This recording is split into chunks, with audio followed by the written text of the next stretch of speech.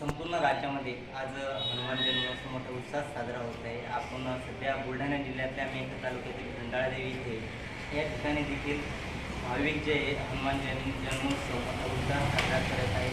आपण भाविकांशी देखील बोलणार आहोत. दादा, कशा प्रकारे इथं जन्मोत्सव साजरा होतो आणि कोणत्या उपाययोजना राबवल्या जातात? इथं हनुमान जयंती सोंगा असतात आमच्या इथं. आम्ही रात्रभर जागरण करतो, सोंगाचा कार्यक्रम करतो. त्याच्यानंतर देवीचं सकाळी 9 वाजता देवीचं एक सोंग काढतो.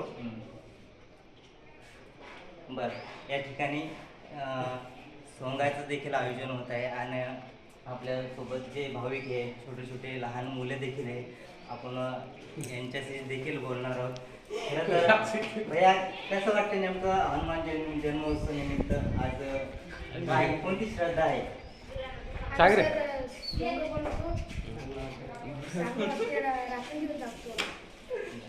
हे रात्रंदिवस हे सोंग म्हणजे एक उपक्रम राबवतात. आपल्यासोबत गावातील नागरिक देखील आहे. कशा प्रकारे या ठिकाणी जे आयोजन केलं जातं? या ठिकाणी हनुमान जयंती